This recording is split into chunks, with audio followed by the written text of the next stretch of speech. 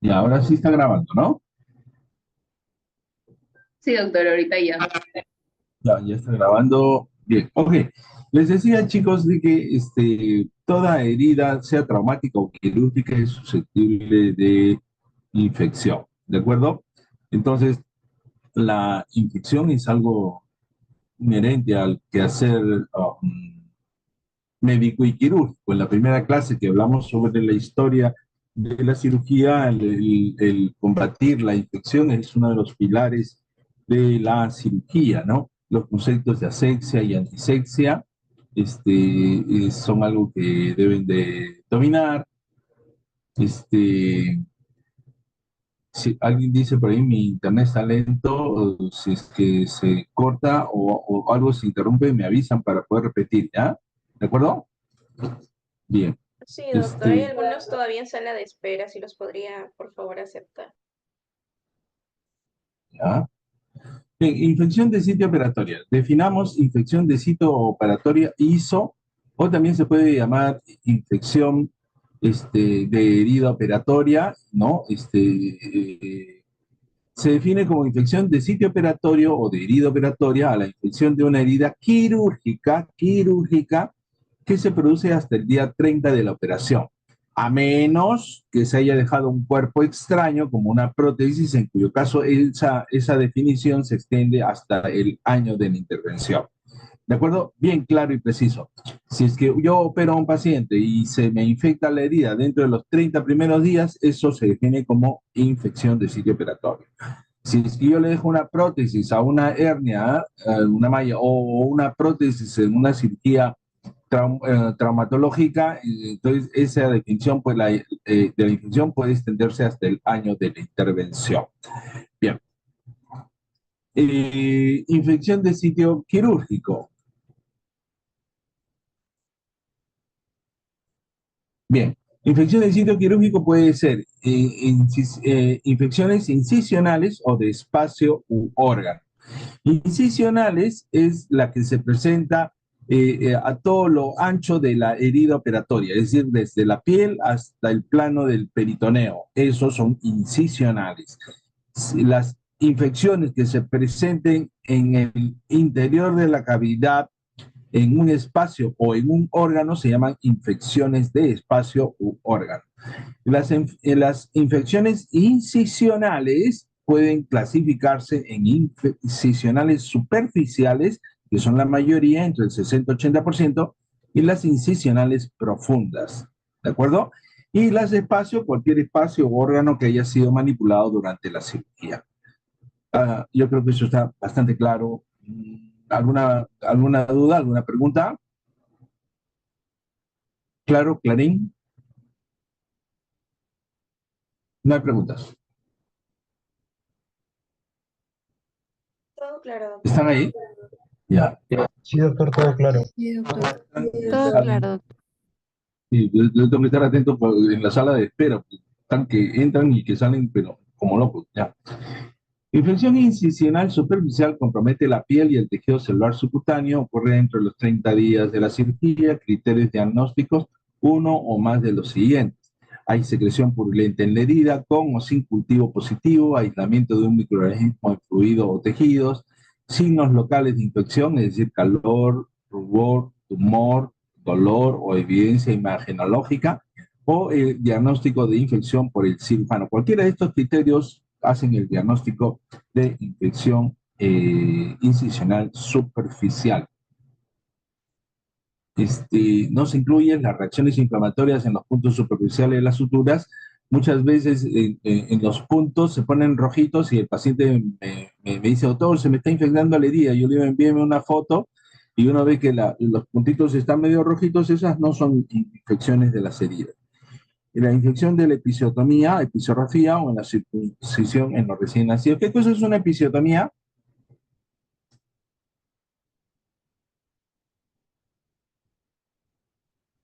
¿Nadie?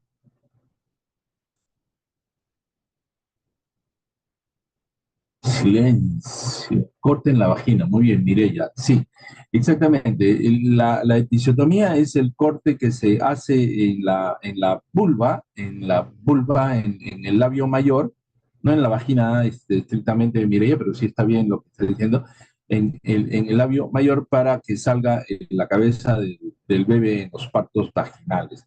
Hoy cada vez se hace menos, se dicen que es de las operaciones la operación más innecesaria de toda la historia, y la episiorrafia es la costura de esa episiotomía, ¿de acuerdo?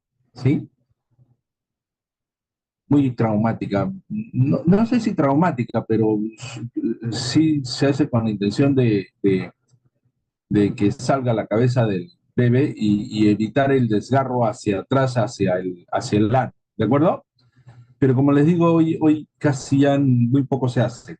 Infección de una quemadura tampoco se debe definir. Y si la incisión compromete planos más profundos, se extiende a la fascia o al músculo. Bien, ¿cómo sabemos que es superficial? Perfecto. Las infecciones superficiales son las que afectan la piel y el tejido celular subcutáneo, ¿ya? Son las infecciones incisionales superficiales, por arriba de la aponeurosis, por arriba de la aponeurosis, ¿ya? Las infecciones incisionales profundas también, las que ocurren dentro de los 30 primeros días después de la cirugía, si es que no existen implantes, porque si existen implantes, corre más allá. Hasta un año se implanta, o sea, la cirugía compromete el plano de la fascia muscular y el plano muscular subyacente. Es decir, va a afectar el plano muscular, a la aponeurosis y el plano muscular. Mínimo una de las siguientes condiciones: drenaje purulento de esta zona sin que comprometa infección de órgano o espacio del sitio operatorio, ¿sí? Tiene que ser más superficial. Drenaje purulento de esta zona sin que comprometa infección de órgano o espacio del sitio, e licencia de suturas profundas, espontáneas o deliberadamente por el cirujano cuando el paciente, cuando el paciente tiene al menos uno de los siguientes signos o síntomas: fiebre mayor de 38 grados centígrados, dolor localizado, irritabilidad a la palpación, a menos que el cultivo sea negativo. ¿De acuerdo? Ya todos en sus prácticas, eh, bueno, no todos, pero la mayoría ha visto lo que es un seroma, ¿no? ¿Qué es un seroma, chicos? Rapidito, algún voluntario, alguien que no sea acomplejado, que es autista, que no hable, mudo.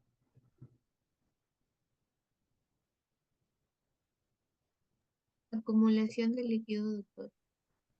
María Fernanda, exactamente, generalmente líquido seroso, ¿no es cierto? Exudado. Sí, María doctor. Fernanda, Ujú. Sí, Y suele salir en la después de día después de una incisión. sí, de una operación, sí. Sí, Se hincha y entonces a veces el cirujano mete una jeringa con una aguja y aspira y sale un líquido ceroso. Puede ser claro, amarillento o puede ser medio sanguinolento, pero no llega a ser totalmente sanguinolento, ¿no es cierto, María Fernanda? sí, Eso doctor. se llama seroso, no seroma. Eso no es infección, por si acaso, ¿de acuerdo? Para que sea infección tiene que ser purulento. Muy bien. Mm, Infección incisional profunda, acceso u otra evidencia de infección que afecte a la incisión profunda, al examen directo durante la reintervención por histopatología o examen radiológico. Diagnóstico de infección incisional profunda hecha por el cirujano, por la persona que lo está atendiendo. No se incluye infección que compromete el plano superficial y profundo, se catalogan como, o sea, las infecciones que comprometan superficial y profundo se catalogan como profundo, pues, ¿no? Infección de órgano o espacio que drenen a través de la incisión tampoco deberían de incluirse. Es decir, las infecciones incisionales profundas son las que afectan básicamente las fascias y el plano muscular. ¿De acuerdo? Muy bien, sigamos. Las infecciones profundas de espacio u órgano se presentan en un espacio u órgano relacionado con el acto quirúrgico, exceptuando en los planos más superficiales y dentro de los 30 días de la cirugía. Y en caso de presencia de cuerpos extraños, prótesis o similares, la infección puede presentarse hasta el año de intervención, que ya hemos definido, ¿no? Los criterios diagnósticos drenaje material purulento a través de un dren localizado en el espacio u órgano, aislamiento de un germen procedente de un líquido o fluido procedente del espacio u órgano, acceso o infección evidente en el espacio u órgano evidenciado en la red de exploración o por imágenes, y diagnóstico de espacio o órgano lesionado por el cirujano. Ejemplo, vamos a ver, tenemos una tomografía a un paciente postoperado de apendicitis, se le deja aquí un dren y le hacemos una tomografía y encontramos una colección. El paciente tiene fiebre y hemogramas infecciosos. Esto es un absceso residual post-apendicectomía. ¿De acuerdo? Eso es una infección de espacio. ¿Ya? Y una infección de órgano de cuenta, un paciente que hace una apendicitis y como complicación hace una piloflebitis y a consecuencia de la piloflebitis hace un absceso intrahepático, un absceso hepático. Eso es una infección de órgano o sistema. ¿De acuerdo? ¿Sí? ¿Se entendió? Sí, doctor. Sí, Es doctor. decir, está en el órgano o en la cavidad. ¿De acuerdo? En el órgano o la cavidad. Ya hemos revisado también que los signos habituales inflamatorios, calor, rubor o eritema, tumor o edema, dolor, secreción purulenta, son todos los signos habituales de una infección. A esto le podemos agregar también lo que agregó Birkhoff, ¿no? Impotencia funcional. Como toda infección, ustedes ya supongo que deben de haber llevado infectología, ¿no? Hay factores determinantes, dependiendo del microorganismo, dependiendo del huésped, y en cirugía dependiendo de la cirugía que se realice y del cirujano, ¿ya? Entonces, ustedes siempre analizan, es dependiendo del microorganismo, del huésped y del medio ambiente, ¿no? Acá en el medio ambiente está la cirugía y el cirujano. Dependiente del huésped. Puede afirmarse que todas las heridas quirúrgicas están combinadas por bacterias, pero solo una minoría de pacientes sufre infección. A ver, un stop aquí. Ya, hemos revisado que cuando uno hace antisepsia de la piel, ¿en qué condición de presencia de bacterias está después de una antisepsia?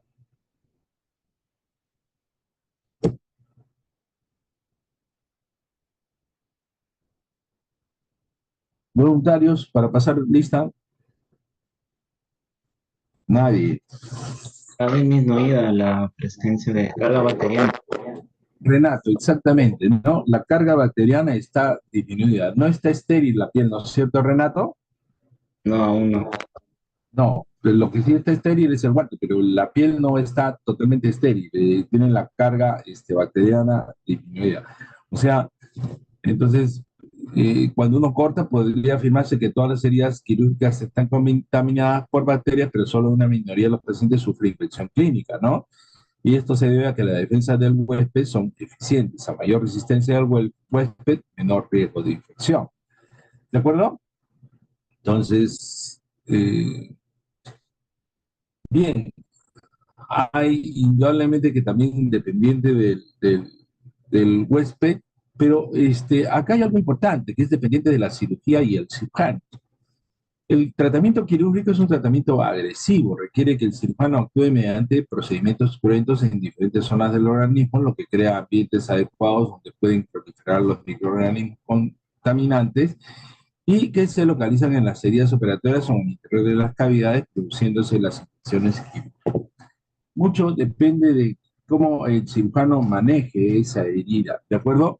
Si es que mientras más traumático sea el manejo de la herida, más daño a los tejidos, mayor posibilidad de infección.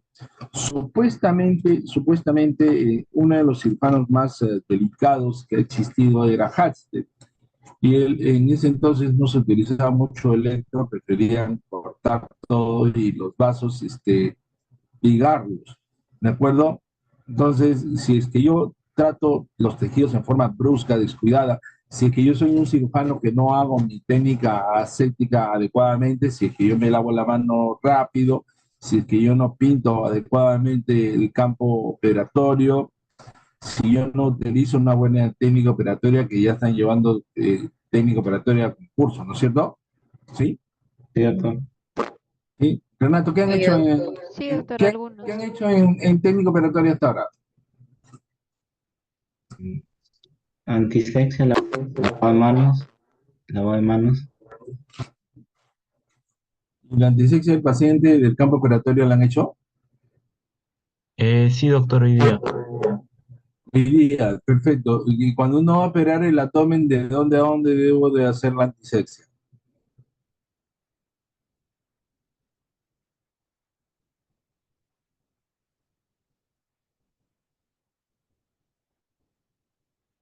Se ¿No han inicia desde hecho? el ¿No les han ombligo. dicho? ¿Ah? ¿Wilson? No se inicia desde el ombligo, doctor, de forma circular y vas abarcando lo demás. No se inicia en el ombligo, porque el ombligo está contaminado. En todo caso, si tú inicias en el ombligo, desechas esa gasa, pero no puedes meterte en una zona contaminada y de ahí llevártelo hacia afuera, no. ¿De acuerdo? Algunos empiezan en el ombligo, pero en términos generales no debería de empezarse, ¿verdad? Debería de empezarse la antisexia por la zona donde uno va a cortar, ¿de acuerdo? Y debe, cuando uno opere el abdomen, debe de pintarse desde debajo de las tetillas hasta el tercio superior del muslo. Y el ombligo al último y la región genital al último. ¿De acuerdo, Wilson? Sí, doctor, lo que pasa es que yo he observado hoy día una operación en las Mercedes y iniciaron desde el ombligo. Y ya, pero como te digo, ¿pero qué hicieron con esa gasa que limpiaron el ombligo? De ahí Eh, no lo estén hacia afuera. sí, solo limpiaron el ombligo y la desecharon. Sí, pues porque no puede utilizar esa gasa que han metido en el ombligo para pintar el resto.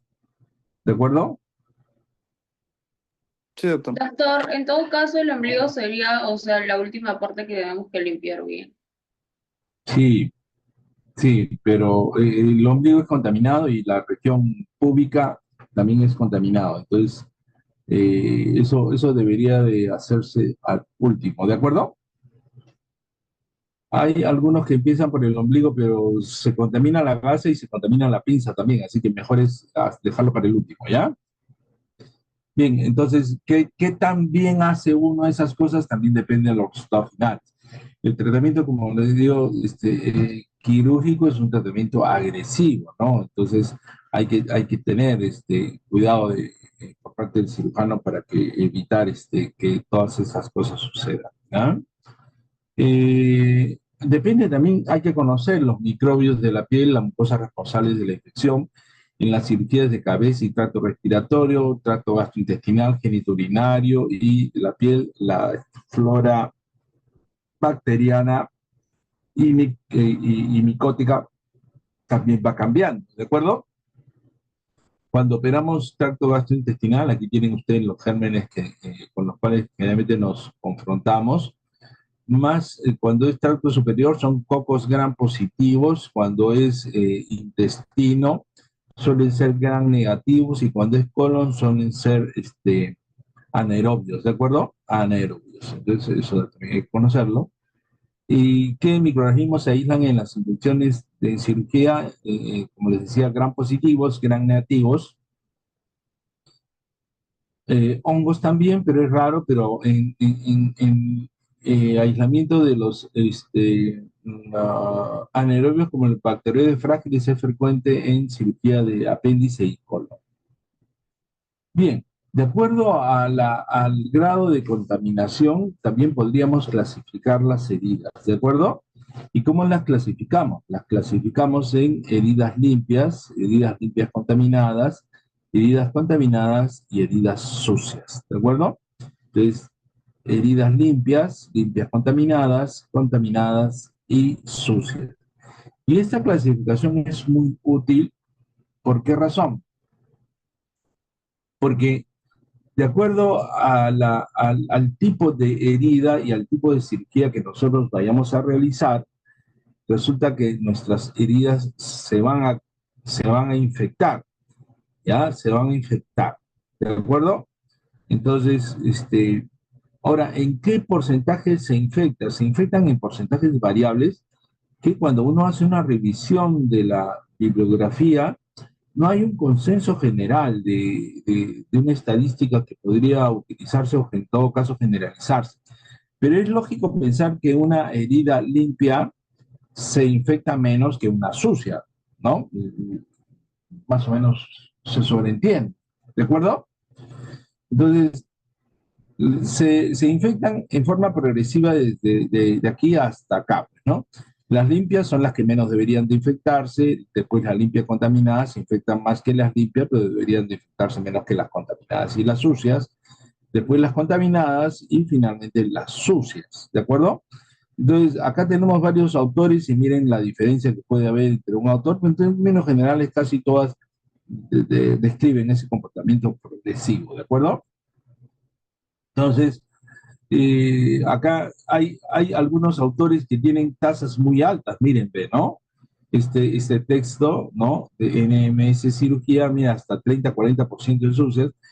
Y a este autor, Harken Moore, miren en las tasas bajas de contaminación de herida operatoria, ¿ya? Esta es la del Saviston, más o menos, ¿de acuerdo? 1 a 5, 3 a 11, 10 a 17, más de 27, más o menos este es el comportamiento que deberíamos de tener, ¿de acuerdo? Yo he hecho un promedio, nada científico, no es un trabajo de investigación, pero más o menos sacando un promedio, entonces yo, para por lo menos desde el punto de vista para que ustedes tengan una idea, deberíamos de aceptar más o menos de que las heridas limpias deberían de infectarse o infectarse en menos del 5%. Algunos dicen menos de 3, ya, pero ya, si es que uno tiene más de 5, definitivamente algo estoy haciendo mal, que se me están infectando. Después, las heridas limpias contaminadas deberían de infectarse menos del 10, las contaminadas menos del 15 y las heridas sucias infectadas menos del 30-40%, ¿de acuerdo? Entienden el motivo por el cual estoy colocando estas cifras, ¿no? Sí, ¿Entendieron? varían Sí, los doctor, porcentajes. porque varían los Ya. porcentajes. Doctor, una Sí, pregunta. sí. La- ¿No sería en la herida limpia contaminada 10%, en el otro 15% y en la herida sucia o infectada mayor de 30%? Porque yo había leído una... Mira, esto de acá, como te digo, este es un promedio que yo he sacado. Tú me dices, yo he leído, ¿no es cierto? ¿Dónde has leído? Ese es el problema. Porque mira, si es que tú lees, mira todo lo que podrías sacar. ¿De acuerdo?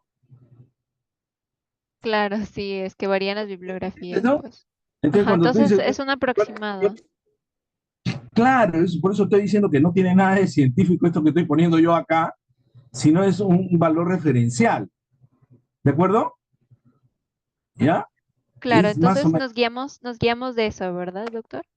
claro, porque de alguna manera les tengo que preguntar algo y en todo caso, en los servicios también les van a decir más o menos, los cirujanos más o menos tenemos esta noción, ya de que las heridas limpias no deberían de infectarse más del 5%.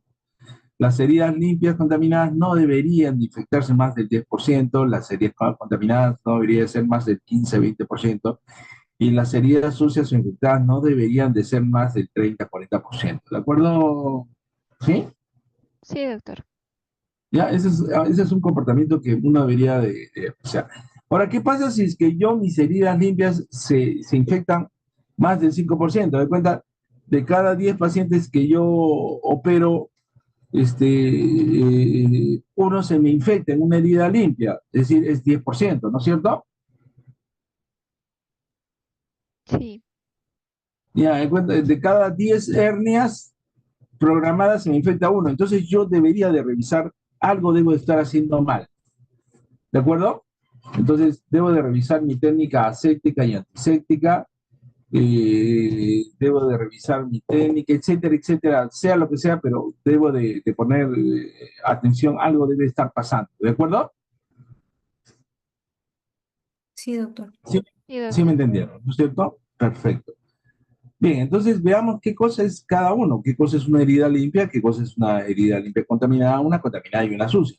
Las heridas limpias son aquellas que se hacen en cirugía electivas, en cirugías electivas.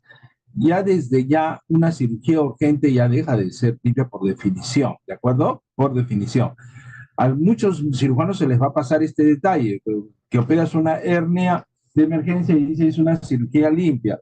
En realidad, censos estrictos, una cirugía de emergencia se infecta más que una electiva, ¿de acuerdo?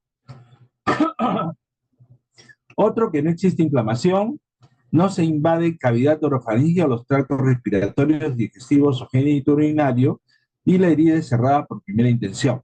Hemos hablado en la clase pasada, cierre por primera intención, por segunda intención, por tercera intención o primera diferida y por cuarta intención, ¿no es cierto? ¿Sí? Sí, doctor. Perfecto. Entonces, una cirugía limpia es generalmente una cirugía electiva, no hay inflamación y tampoco hay apertura de ninguna cavidad digestiva, urinaria, ni respiratoria, ni genitourinaria. Y la herida la cerramos por primera intención. Ejemplo, ya todos de repente, levanta la mano los que entran en una hernia electiva. Electiva, a ver, ¿cuántos han visto una hernia inguinal o umbilical? Electiva.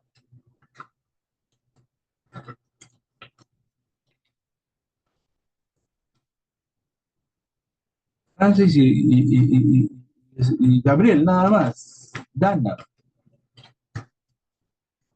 El resto, ¿qué ha visto? Uñeros, está dormido.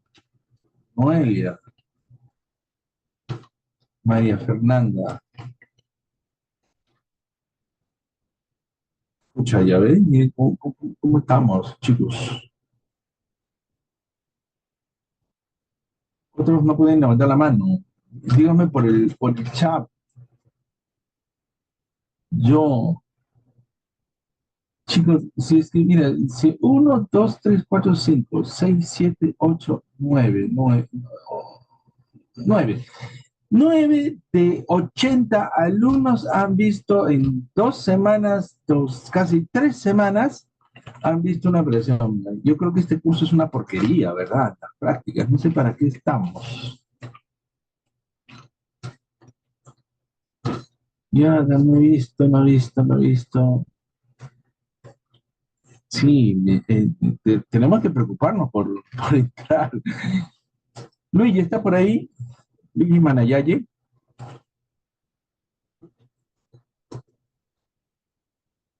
Judith siempre me contesta. Judith, ¿estás por ahí? Sí, Judith, ¿cuál es el motivo por el cual ¿dónde estás haciendo práctica y con quién?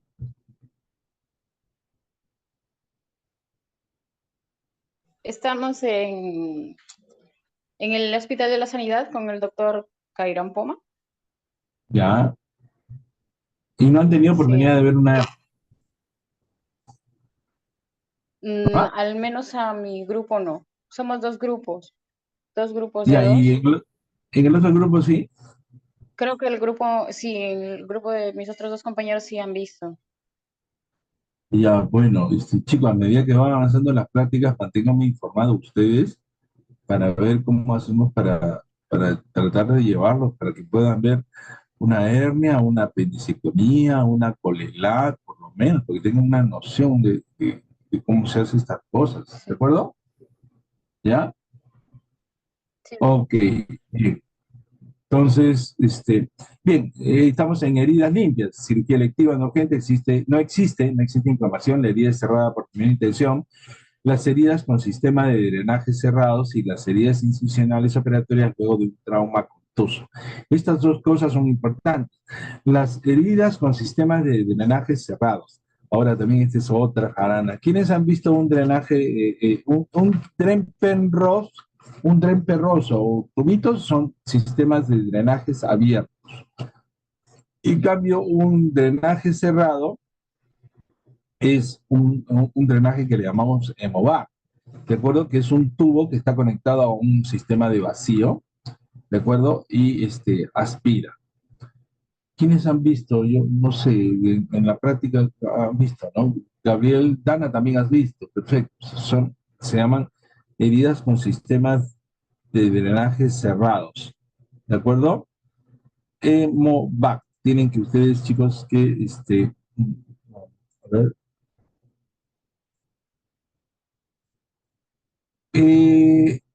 Hemovac. ¿De acuerdo? Sí, doctor. Hemovac. O a Hemovac también. Y en algunos hospitales del MINSA y ahí se ha inventado el Cholovac también, que lo hacen con una jeringa. ¿De acuerdo? ¿Ya? Entonces, eh,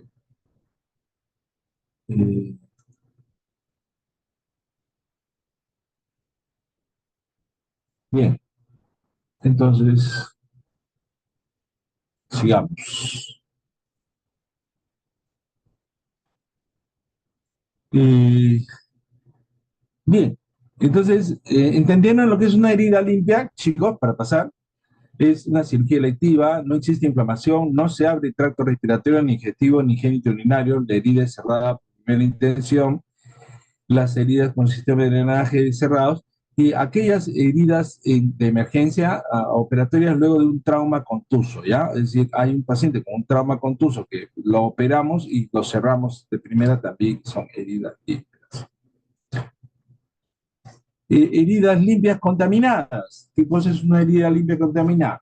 Es realizada en un medio controlado y con material estéril, es decir, en el quirófano, pero se realiza aperturando la apertura de mucosas sin evidencia de infección.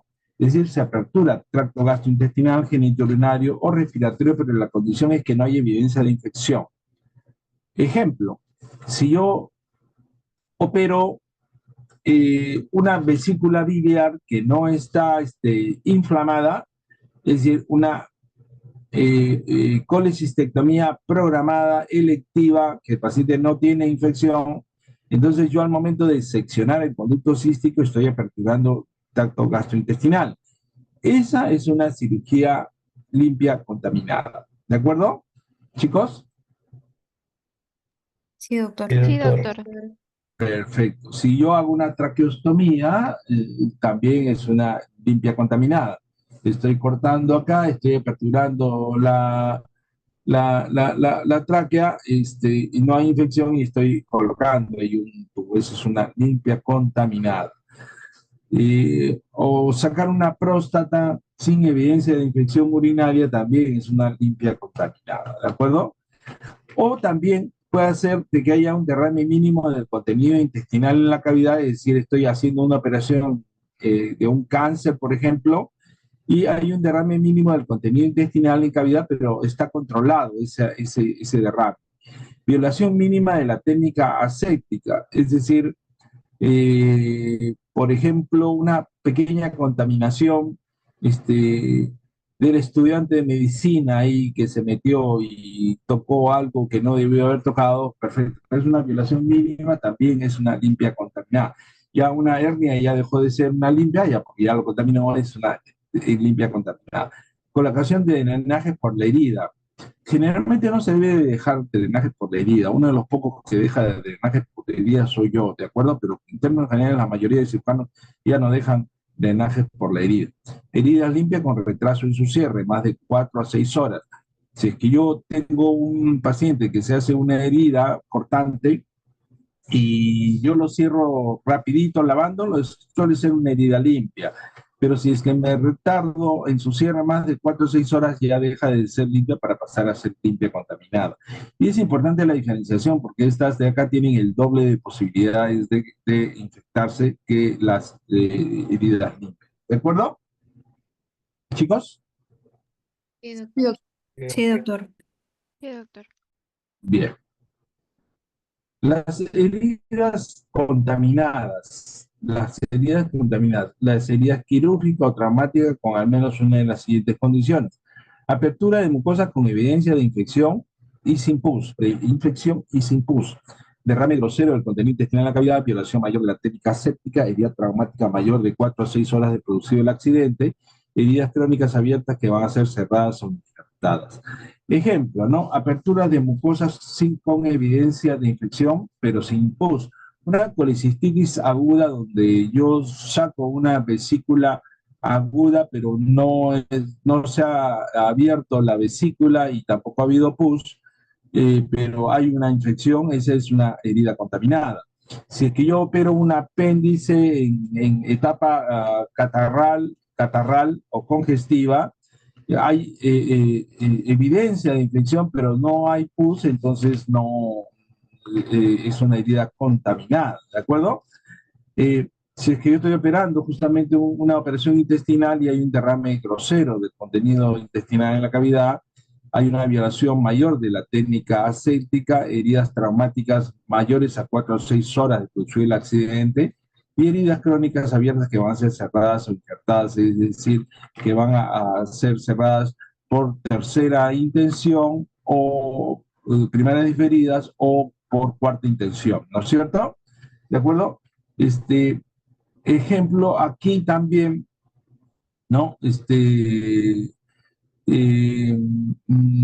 Como les decía, las colecistitis agudas, ¿no? Las colecistitis agudas aquí. Bien. Y finalmente las heridas sucias o infectadas, heridas que ya presentan signos de infección, pus o acceso. Es decir, cuando ya hay pus o acceso antes de que yo haga la herida, ya esa es una herida sucia o infectada. Ejemplo, una apendicitis abscedada o perforada, ¿no? Abscedada, la apéndice abscedado tiene pus en su interior, ¿no es cierto? La gangrenada también debe considerarse una herida sucia.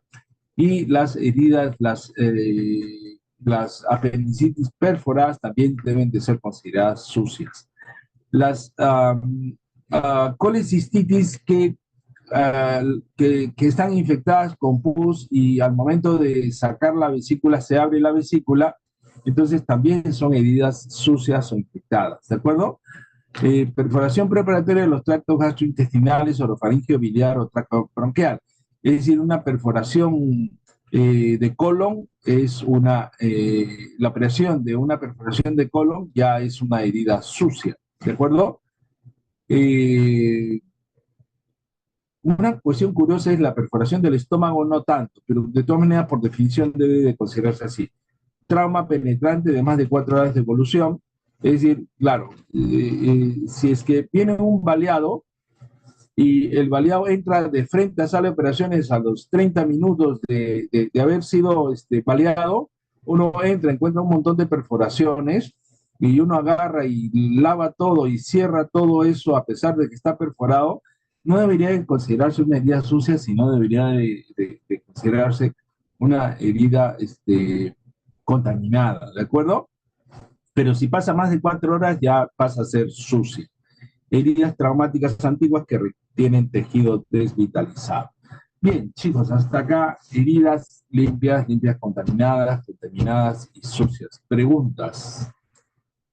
Porque si no hay preguntas, después yo hago las preguntas para el examen. Lo tienen que repasar. Doctor, ¿podría, por favor, dar un ejemplo de limpia contaminada? O sea, ¿en qué situaciones, por ejemplo, usted ha dicho, ¿no? En contaminada es una colestitis aguda o así. Sí, limpia contaminada, ¿no? Sí, doctor. Ejemplo, todas las colecistectomías, para yo sacar una vesícula, ¿qué tengo que hacer? Tengo que identificar el conducto cístico, ¿no es cierto? Sí, doctor. Sí, doctor. Al momento que yo corto el cístico, estoy aperturando tracto digestivo. Claro. Ajá. Porque, es decir, se expone la mucosa, ¿me entienden, no? Entonces, Sí, si es que yo opero un estómago, también tengo que abrir el estómago. No hay infección dentro del estómago, pero ya estoy aperturando el estómago. Si es que yo opero una próstata abierta, tengo que cortar la vejiga. Y al momento de cortar la vejiga me voy a encontrar con toda la orina. La orina no está infectada, pero ya he aperturado, ¿de acuerdo? Esas son cirugías limpias contaminadas, Sí, doctor. ¿de acuerdo? Si yo opero una histerectomía, la histerectomía para sacar el útero tengo que cortar la vagina. Sí. Y ya la vagina es tracto genitourinario. Ujú. ¿De acuerdo? Sí, doctor. Doctor, Bien. ¿podría también dar un ejemplo de contaminadas? Contaminada. Ujú. Por eso, contaminada es cuando hay evidencia ¿cómo se llama?, de infección o inflamación, pero no hay pus. Ejemplo, por eso les decía, la colecistitis aguda. En colecistitis aguda, el 50% de las vesículas están infectadas, tienen germen. El otro 50% no, pero están inflamadas. ¿De acuerdo? Sí, doctor. Sí, doctor. Entonces, cuando yo opero una vesícula inflamada, si es que yo encuentro inflamación nada más, pero no veo pus, es una contaminada. Pero si yo veo pus, ya es una sucia, ¿de acuerdo? Sí, doctor. Sí, doctor. Bien, contaminada también es una apendicitis que está congestiva, catarral, ¿de acuerdo? Es una contaminada. Y además lo saco bien sin que se reviente, sin que se chorree mayor contenido. Es una herida eh, contaminada, ¿de acuerdo? Sí, doctor. Bien. Entonces, esto es importante. ¿Por qué? Porque de acuerdo ¿de cuenta? ¿Y por qué? Porque es bueno saber. Si es que yo tengo una herida limpia, ¿qué cosa hago con esa herida? ¿La cierro o no la cierro? ¿Puedes no cerrarla? Bien. Cierre primario. Cierre primario. No tiene ningún beneficio dejarla abierta, ¿no les parece? Claro, doctor. Claro, la cierro. Doris, ¿está por ahí? ¿Me preguntaste? Sí, la cierro. Sí, doctor. En las heridas limpias contaminadas, generalmente también las cierro, porque las probabilidades de que se infecte son relativamente pocas, ¿de acuerdo?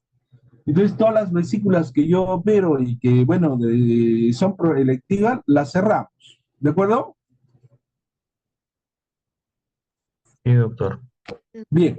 En cambio, cuando yo tengo una herida que es contaminada, ahí sí la veo, la reviso, veo y reviso ¿cómo se llama? Toda mi técnica y ahí veo las posibilidades. Generalmente la mayoría de las veces decidimos los cirujanos por cerrarlas, pero en estos casos estamos todos atentos a la presencia de signos inflamatorios, ¿de acuerdo? Ahora, tradicionalmente, cuando una herida quirúrgica se infecta y uno lo ve infectar, por definición es dentro de los 30 días, ¿no es cierto? Sí, doctor. Pero en esos 30 días, ¿en qué día se presenta la mayor cantidad de infecciones o se evidencia la mayor cantidad de infecciones? A partir del primer día, del segundo, del tercero, del cuarto, quinto, sexto, séptimo, décimo. ¿Qué día? De 24 horas. ¿Cómo? Había leído que era dentro de las 24 primeras horas. 24 horas. Ya. Generalmente no es a las 24 horas. Lo tradicional que dicen la mayoría de textos es que más o menos se presenta la infección de una herida contaminada, se presenta entre el cuarto y quinto día de operado, se evidencia la infección. ¿De acuerdo, chicos? Sí, doctor. Sí, Sí, doctor. doctor. Doctor. Entre cuarto y quinto día, pero con una salvedad, siempre y cuando de repente el paciente no esté recibiendo antibióticos. ¿De acuerdo? Porque cuando está recibiendo antibióticos, hay dos situaciones. Una de que puede retrasar la presencia de infección y otra que cuando se presenta la infección, a veces no se notan mucho los signos inflamatorios. ¿De acuerdo? Sí, doctor. Entonces, la única forma de saber que está infectando es la, la, la acuciosidad del cirujano para estar buscando allí, estar atentos, ¿de acuerdo? Entonces, uno, cuando yo tengo una herida contaminada, estoy y le digo al paciente, ¿no? Señor, ya bueno, ya va 2 días, ya 2, 3 días de un apéndice, está yendo usted bastante bien, lo voy a dar de alta, le digo, ¿de acuerdo? Pero, señor, si es que a partir del cuarto, quinto día nota que se le pone duro y caliente la herida, viene y me busca por emergencia, ¿de acuerdo? Chicos, Sí, doctor. Sí, doctor. siempre denle esa indicación. ¿Por qué? Porque cuando muchos pacientes, ustedes no le advierten al paciente y después se le infecta la herida, el paciente va a decir, uy, me operaron mal. ¿De acuerdo? Sí, doctor. Sí, doctor. Entonces hay que ponerle el parche antes que reviente el chumbo, ¿no es cierto? ¿De Sí, acuerdo? doctor. Sí, Entonces, doctor. hay que siempre advertirle a los pacientes de que se le puede infectar la herida y la herida generalmente entre cuarto, quinto, sexto, séptimo día se puede presentar. Si es que está recibiendo antibióticos es todavía más tardío. Y que recuerden de que una herida se puede infectar hasta el día 30 de operado. Así que, y caramba, ¿no? Hay veces cuando se infecta ya no regresa al cirujano porque dice este me operó mal, entonces busca otro médico. ¿De acuerdo, chicos? Sí, doctor, Sí, entendido. doctor. Bien, entonces todas esas consideraciones hay que tener. Ahora, ese es en la contaminada, bueno, a veces lo cierro, a veces no, pero cuando yo tengo una herida sucia, chicos, cuando yo tengo una herida sucia en el cual yo he sacado un apéndice perforado, todo ahí gangrenado, o encuentro una cirugía en la cual estaba todo el colon perforado, llegó con una peritonitis, salió pus, salió caca, salió todo lo que salió. Entonces yo digo, esta herida se me va a infectar, ¿de acuerdo? Y entonces, ¿qué hago yo? Entonces yo no lo cierro, no lo cierro. Yo voy a optar por un cierre diferido, o sea, terciario o primario diferido, ¿de acuerdo? ¿Ahora sí me están entendiendo? Sí, Sí, doctor. doctor. Sí, doctor. Claro, entonces yo lo dejo abierto la herida, lo dejo abierto, lo dejo cubierto de gasas húmedas, ¿de acuerdo? Este, lo llevo al piso y todos los días lo estoy curando, lo estamos cambiando y generalmente se aparece la infección en el tercer, cuarto, quinto día y entonces yo lo estoy curando, lo estoy curando. Si es que al cuarto, quinto día veo de que la herida está bonita y no tiene signos de infección, ¿de acuerdo? Le hago un cierre diferido. Es decir, le coloco anestesia local y le cierro generalmente ahí, le dejo un densito en la herida, ¿de acuerdo? ¿Sí? ¿Me están entendiendo, chicos? ¿No? ¿Repito? Sí, Sí, doctor. doctor. Sí, doctor. Sí, doctor. Ya, entonces, de acuerdo a cómo yo maneje mis heridas, de acuerdo a qué tan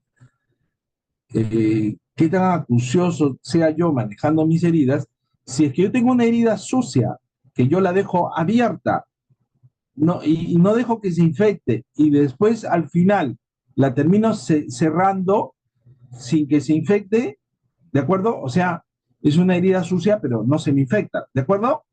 Entonces, yo, ¿qué estadística voy a tener, chicos, de todas las estadísticas que ustedes les he enseñado aquí? ¿De acuerdo? ¿Qué estadística voy a tener? ¿Esta de acá o esta de acá? No, 20 mayor de 27. Por eso esto difiere mucho, porque los que cierran y esperan a que aparezca la infección se lo van a infectar.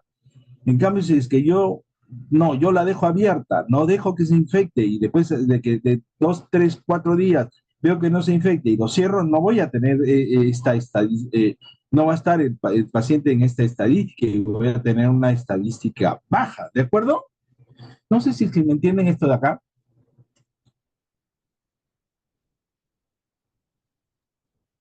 Sí, doctor. Sí, Voy a doctor. A ver, chicos, por favor. ¿ustedes con quién preferirían operarse? ¿Con un cirujano que se le infecta todo o con un cirujano que no se le infecta? Con un cirujano que Que no no, se le infecte.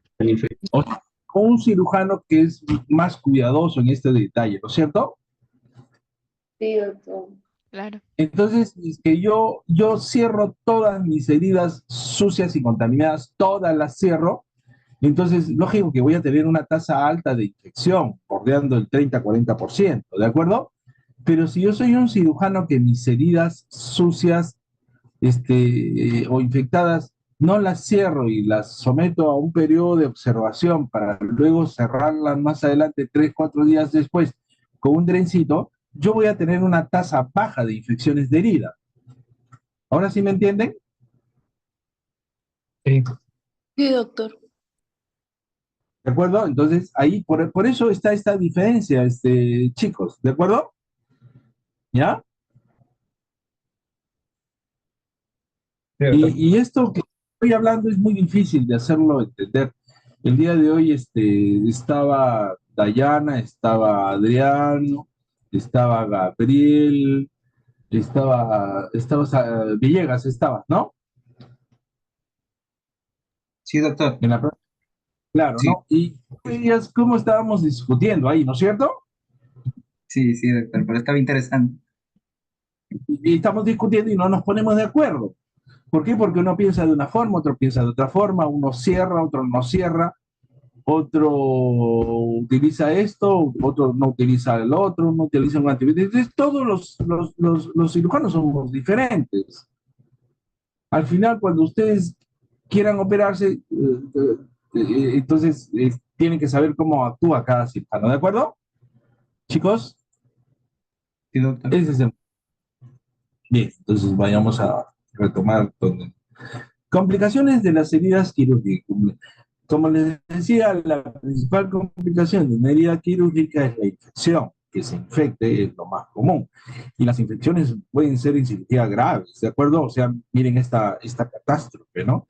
Esta es una paciente que entra para operar, hacer una termolipectomía, una plastía abdominal, y miren que se termina infectando todo esto y miren con lo que queda así abierto. Esta es una catástrofe abdominal, ¿no? ¿No les parece? Esto Sí, de acá doctor. este es un paciente operado de una apendicitis que se termina infectando la herida. Miren acá está, es superficial porque acá ven la paneurosis y ven los hilos del cierre de paneurosis, ¿no? Miren qué feo queda acá, los puntos de piel ajustados, mira cómo cortan acá la piel, ¿no es cierto? ¿Ya? Esto de acá está infectado. Esto probablemente hay necesidad de retirar estos puntos de acá para que cierre, porque estando con estos puntos la infección se va a perpetuar. Esta es una infección que se ha tenido que abrir todo, ¿de acuerdo? Esas son Sí, doctor. infecciones. Estas son unas infecciones ya más profundas. Esta de acá no simplemente es tejido celular subcutáneo y piel, sino que también se ha abierto la paneurosis y ya se ve el plano muscular, ¿de acuerdo? Esto. Ahora, cuando hemos visto infecciones en terapéuticas, ¿se acuerdan de las clases de infecciones que les di yo sobre... La clase era infecciones de partes blandas y respiratorias, ¿no es cierto? ¿Se acuerdan? Y para el uso de dicloxacilina, de cefalexina, etcétera, hablamos sobre celulitis, linfangitis, el doctor Aguilar les ha hablado sobre paroniquia, ¿no? Todas esas son infecciones de partes blandas, más o menos superficiales, ¿de acuerdo? Sí, doctor. Chicos, Sí, doctor. Sí, doctor. estas ya son infecciones mayores, mucho más profundas, mucho más graves. ¿De acuerdo? Miren esta infección de esta parte blanda, ¿de acuerdo? Está abierto todo, ¿no es cierto? Entonces, ¿qué cosa es una dehiscencia? Dehiscencia es la apertura durante el postoperatorio inmediato de los planos laparatómicos que fueron cerrados, es decir, de la herida operatoria. Eso es una dehiscencia. Es decir, la apertura, la ruptura de una herida quirúrgica se llama dehiscencia. Los tipos de dehiscencia pueden ser completas o llamadas evisceraciones, en el cual se abren todos los planos y todos los intestinos pueden salir de la cavidad, o pueden ser incompletas, en la cual solo se abre la aponeurosis, ¿de acuerdo? Entonces, las dehiscencias pueden ser incompletas. Hay cuenta, se rompe el plano o músculo aponeurótico, pero queda la piel y el tejido celular. Eso es una dehiscencia incompleta. En cambio, una dehiscencia completa es cuando se abre todo, ¿de acuerdo? ¿Ya? Se abre todo. Ahora, eso es dehiscencia. Dehiscencia es la ruptura básicamente de la pared. ¿Qué cosa es una evisceración? Evisceración es la salida de las vísceras de la cavidad abdominal a través de una herida dehiscente. Pueden ser de 3 grados, ¿de acuerdo? Entonces, la víscera no alcanza el plano cutáneo, el borde antimesentérico de la víscera alcanza el plano cutáneo, o el borde antimesentérico, o el borde mesentérico de la víscera alcanza el plano cutáneo. Vamos a verlo esto en cómo se llama en un esquema para que vean, ¿de acuerdo? Entonces, hasta aquí se entiende. Dehiscencia es la ruptura de la herida. Y la evisceración es la proyección, la salida de las vísceras a través de esa herida dehiscente. Grado 1 es cuando el borde antimesentérico, este es el borde mesentérico del intestino y este es el borde antimesentérico. Cuando el borde antimesentérico no sobrepasa el plano aponeurótico.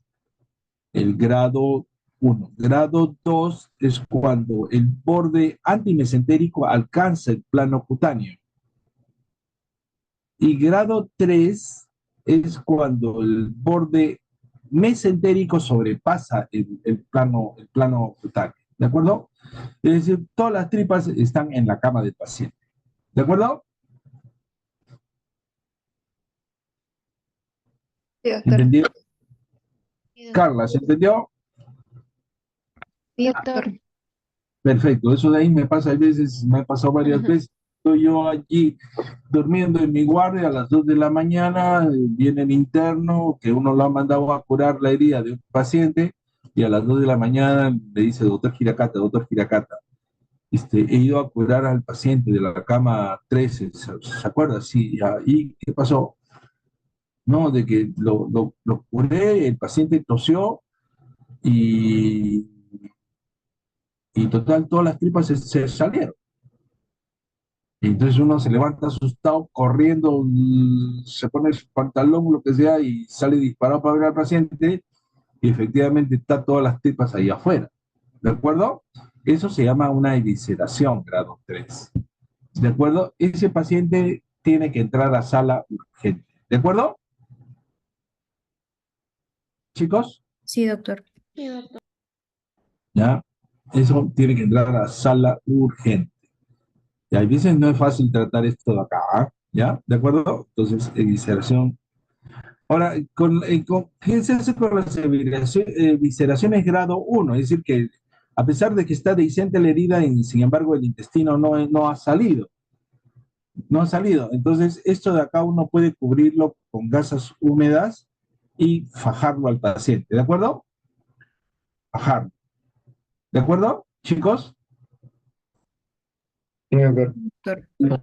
Y curarlo todos los días para ver cómo va, ¿de acuerdo? O algunos también prefieren meterlo, pero eso también, a veces el tejido está infectado y a veces es infructuoso querer afrontar acá, porque el tejido inflamado, infectado, uno trata de coser esto y se rompe. Ese es el problema, ¿de acuerdo? No es fácil tratar esto, ¿eh? Bien. Entonces, factores condicionantes y predisponentes de visceración, aumento de la presión intraabdominal, es decir, hilo prolongado, vómitos, tos crónica, ascitis, pacientes con cáncer, pacientes con ictericia, todos esos son factores para visceración. Alteraciones de los tejidos, malnutrición, diabetes mellitus, tratamientos con esteroides, neoplasias, evolución local de la herida, es decir, el hecho de que se infecte una herida ya predispone a que el paciente se visere.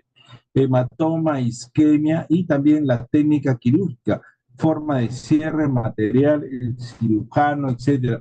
Es por eso de que en el caso de la cirugía, no es lo mismo una operación realizada por un cirujano que por otro cirujano. La mano tiene mucho que ver, ¿de acuerdo? Chicos, los cirujanos somos como los cocineros, igualito, ¿no? No es lo mismo un ceviche preparado por un cirujano que un ceviche preparado por otro cirujano. ¿Ya? ¿De acuerdo? Doris, Sí, doctor. ¿ya? No es lo mismo, ¿ya? Entonces depende mucho de la acuciosidad del cirujano. Bien, hablemos sobre heridas quirúrgicas, también infecciones severas de partes blandas. En el curso de terapéutica hemos visto las infecciones que son susceptibles de darle manejo médico. El doctor Aguilar también les adelantó algunas infecciones de partes blandas, como la paroniquia, ¿no? La uña encarnada, la linfagitis, la celulitis, etcétera. Ya hemos visto eso. En términos generales, las infecciones de tejidos blandos constituyen un grupo heterogéneo de infecciones que afectan tejidos blandos no parenquimatosos, especialmente tejidos celular subcutáneos, fascias musculares y el músculo. La mayoría de las infecciones de partes blandas son superficiales, ¿de acuerdo? Y responden bien al tratamiento, pero existen algunas infecciones que son graves, en el cual la supervivencia del paciente depende del diagnóstico precoz y del tratamiento médico o quirúrgico adecuado, ¿ya? Ahora, el problema de las infecciones graves de partes blandas es que la terminología suele ser bastante confusa, ¿de acuerdo? Y además se añade que no suelen ser muy frecuentes, sin embargo son escasas la sistematización que existe hasta el día de hoy. Para el mes de agosto, justo miren, estoy invitado para el Congreso Panamericano de Trauma y justo para dirigir una mesa redonda sobre infecciones de partes blandas. Y a veces le damos poca importancia. Hemos visto lo que es una celulitis bacteriana cuando hemos llevado terapéutica. ¿Y qué les decía? Les decía, chicos, por favor, chicos, la celulitis bacteriana la tiene que ver el internista. ¿Se acuerda? ¿No se acuerda? Sí, doctor. Claro, ¿por qué? Porque hay muchos médicos en la periferia que envía esta celulitis, las envía a cirugía. Y a veces uno se pone a discutir con los internistas, pero ¿qué? Los cirujanos no pueden tratar celulitis. Y yo en medio sarcástico le digo, bueno, si me das una celulitis así, pues los cirujanos, ¿qué hacemos? Lo metemos a sala y le amputo la pierna, pues, ¿no? No voy a amputarle la pierna. ¿Tú qué dices, Judy? No, doctor. ¿Cuál es el tratamiento para esta celulitis? ¿Te acuerdas, Judy? Clindamicina. No, más sencillo. No. No, puedes usar clindamicina, pero no es la primera elección. Cefalexina. Cefalexina podrías utilizar, pero tampoco es de la primera elección. Para una celulitis de este tipo, ¿le darías tratamiento oral o endovenoso? ¿Te parece muy sencillo esto?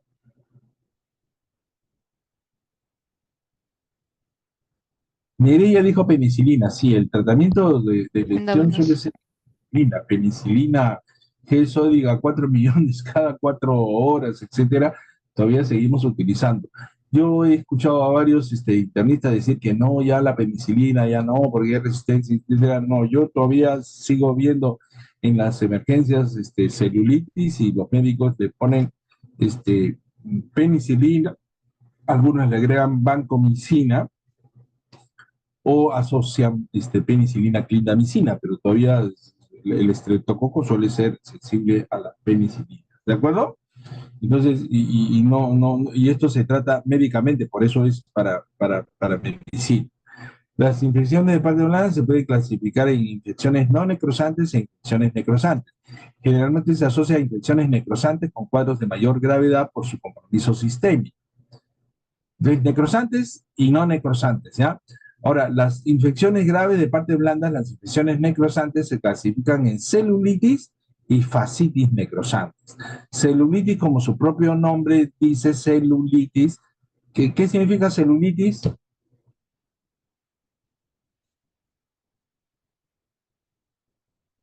Inflamación del tejido celular subcutáneo, doctor. Exactamente, ¿no? Celulitis, de tejido celular subcutáneo, itis, inflamación. Celulitis necrosante, infección que afecta a la piel y el tejido celular subcutáneo respetando el compartimento de la fascia. Y la fascitis necrosantes es la infección necrosante que afecta ya el espesor cutáneo, pero afecta sobre todo la fascia muscular y que, quién sabe, el músculo también. ¿De acuerdo? Factores Sí, predisponentes. Son factores predisponentes para desarrollar estas infecciones graves: diabetes mellitus, enfermedad vascular periférica, malnutrición, cáncer, inmunosupresión, obesidad, uso crónico de alcohol y drogas, esteroides, todas esas cosas son factores.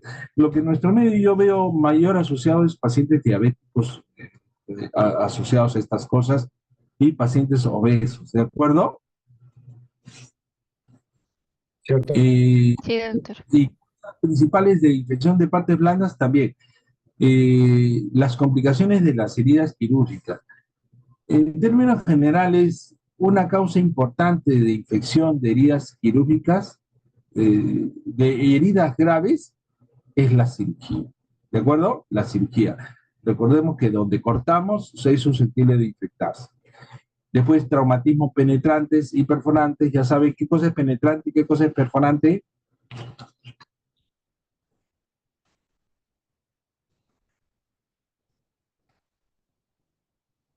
Perforante, compromiso de víscera hueca. Sí, las perforantes, compromiso visceral, ¿no?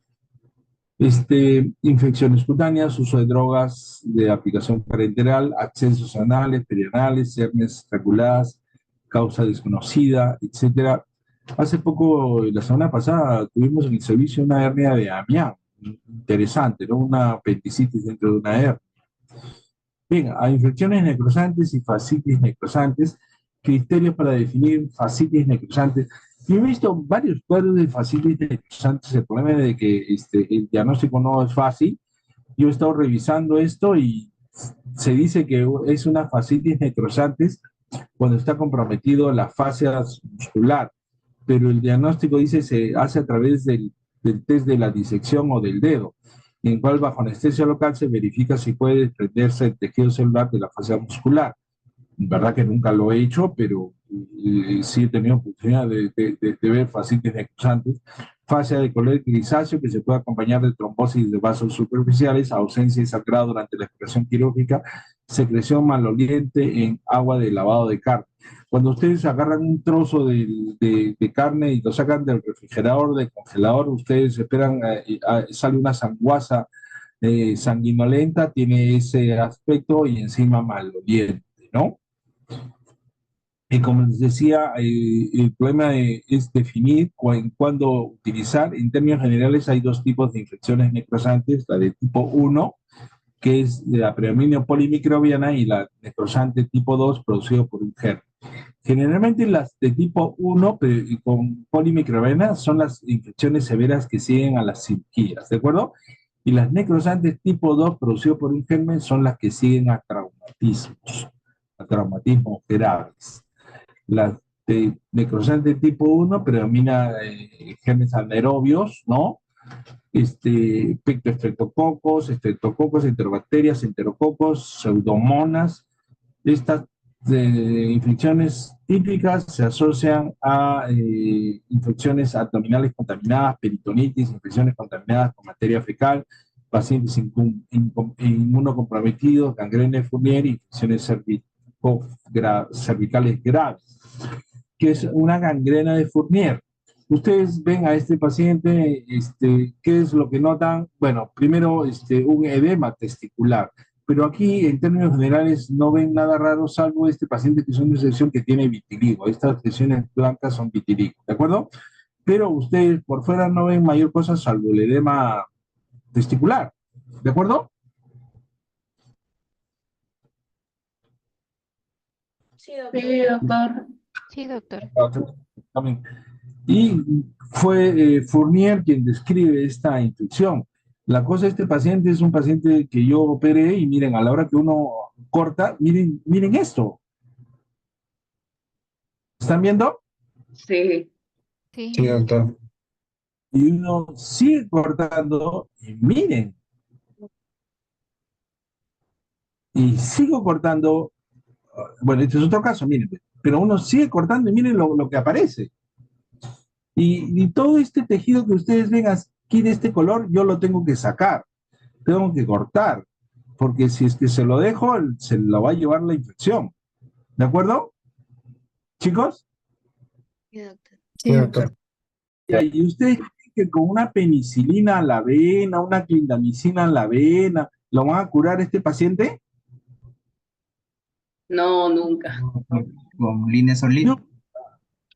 No, acá ni linesolid, ni utilices, ni traigas a Superman, a Batman, a toda la Liga de la Justicia, no lo vas a curar. Acá necesitas echar mano de la cirugía, ¿de acuerdo? Porque todo ese tejido hay que abrirlo, hay que desbridarlo, ¿ya? Miren, este es un estudiante de medicina que no aprobó el curso de cirugía, así van a terminar, ¿de acuerdo?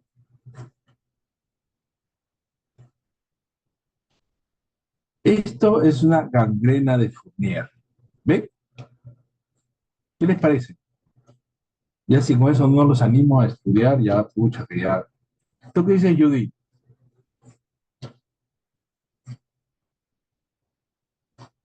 Judy se quedó muda. Dayana, ¿estás ahí? No. Sí, doctor. ¿Sí? ¿Ves esta infección? Sí, doctor. Ven, esto de acá no se puede tratar desde el punto de vista médico. Esto requiere de un tratamiento quirúrgico de desbridamiento. Miren, ve esto de acá, es tremendo absceso. Miren, después de la limpieza, cómo uno tiene que limpiar. ¿Por qué? Porque se corre por todo el cordón espermático, se corre la infección. Miren acá, los testículos están prácticamente en el aire.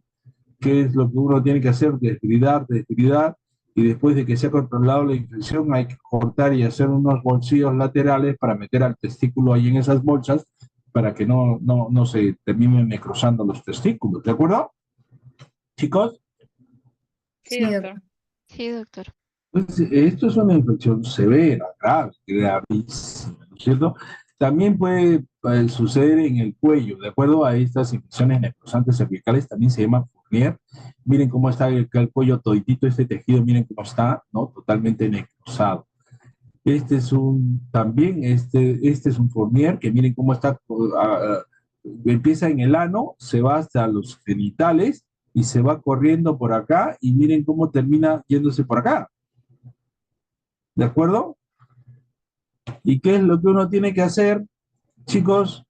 Allí, miren, abrirlo al paciente así para poder cortar la infección. Esta es una fascitis necrosante post-cirugía, un paciente que tuvo un traumatismo abdominal, perforación intestinales, laparotomía, colostomía y después de algunos días se infecta, miren cómo se infecta. ¿De acuerdo? Sí, doctor. Sí, doctor. Estas infecciones, chicos, requieren del concurso del cirujano para hacer la limpieza. Yo recuerdo cuando estaba de residente veía estas cosas y entraba a desbridar y el asistente me decía, corta, corta, corta, corta, corta, corta más. Yo decía, pero oye, ¿hasta dónde más voy a cortarlo al paciente? Y después, ¿cómo vamos a hacer para cerrar? Y todavía recuerdo la respuesta que me dio. Me dijo, oye, japonés, anda, tú corta nomás, porque ya después cerrarlo es el problema del cirujano plástico. ¿De acuerdo? Sí, Sí. doctor. Sí, doctor. Ustedes, en general, cortan, chicos, esto de acá, esto es como en el Congreso. El mal hay que cortarlo por tejido sano. Si ustedes dejan tejido pudriéndose ahí, nunca van a combatir la corrupción. ¿De acuerdo? Chicos, muy bien. Sí, Sí, doctor. de acuerdo, doctor. Infección necrosante tipo 2. Hemos visto la necrosante tipo 1 que les decía que es muchas veces sigue a cirugía, ¿no es cierto? La de tipo 2 generalmente está predomino de estafilococo piógeno, generalmente es un germen nomás, puede ser estafilococo aureus, pseudomonas, vibrio, estafilococo, etcétera, generalmente es un germen, y el típico ejemplo de infecciones necrosantes tipo 2 es la gangrena gaseosa. Es la que se presenta después del traumatismo con tejido desvitalizado y condiciona la presencia de Clostridium, 80% causada por Clostridium perfringens, otro 20% por otros tipos de Clostridium. Entonces, ¿qué es lo que pasa? Que para un paciente recibe un traumatismo muy fuerte, de cuenta, ¿no? En un brazo, en una pierna, en algún sitio, y después de un periodo de incubación corto, empieza a presentar edema local, el tejido traumatizado se empieza a tener crepitantes, hay taquicardia, postración, toxicidad, poca fiebre, el paciente está consciente, ustedes presionan la herida y encuentran crepitantes. ¿Qué significa esos crepitantes en la herida? Se llama enfisema septicante. ¿Qué significa? Que hay Presencia aire de dentro del aire. tejido. Que hay gas ahí adentro, que hay aire ahí adentro, ¿no? Entonces, producido por gérmenes productores de aire. Entonces, eso es una gangrena, ¿de acuerdo? Tratamiento penicilina y clindamicina, se sigue utilizando penicilina y clindamicina en el caso del Clostridium. Alternativa a penicilina puede ser clorfenicol, metronidazol. Este es un ejemplo de una pierna, paciente con obesidad mórbida e infección de pie derecho después de un traumatismo. Este es el ejemplo de una mano que sufre un accidente, después de 2 días empieza a crepitar, ¿no? Este es el caso de un paciente con un traumatismo también, infección del muslo, y después del traumatismo empieza a crepitar y empieza a colocar estas ampollas, una gangrena postraumática después del trauma. Entonces, esto de acá tenemos que hacer fasciotomías, antibióticos, y algunos de estos pacientes hay necesidad de recurrir a la amputación, ¿de acuerdo? Ustedes habrán escuchado de estos casos en el cual entra un paciente a una unidad de cuidados intensivos con una infección severa y termina amputado de manos y pies. ¿Han escuchado casos así? Sí, de Sí, gangrena. Sí, Sí, doctor. claro, es decir, una sepsis severa que puede comprometer las partes blandas en pacientes en la UCI y termina amputado de manos y de pies, ¿de acuerdo? Eso suelen ser por estos gérmenes, ¿de acuerdo? Bien, entonces hemos visto pues infecciones, que hay infecciones severas que necesitan del recurso del cirujano. El pronóstico no suele ser muchas veces muy bueno, ¿no? Pero cuando se presentan estas infecciones, esto me ha pasado a mí, ¿no? De que uno en los primeros años como residente o en los internos, no se le da cosas cortar, dice, pero doctor, lo estoy despellejando vivo al paciente, ¿no es cierto? Ya, pero uno aprende de que realmente para salvarle la vida hay necesidad de hacer estas cosas, ¿de acuerdo? Ya, luego, sí ya es trabajo del cirujano plástico recurrir a injertos de piel, primero cubrir, se puede recurrir al sistema BAC, ¿se acuerdan? Les hablé del sistema BAC, ¿no?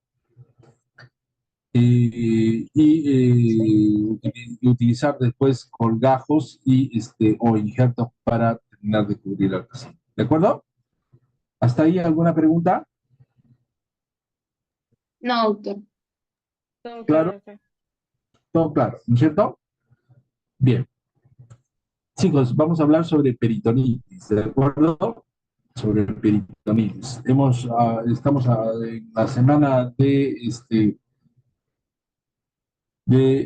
hablar sobre abdomen agudo, de acuerdo, una de las causas principales de abdomen agudo es la apendicitis, y la apendicitis, la complicación más severa son las peritonitis, ¿de acuerdo?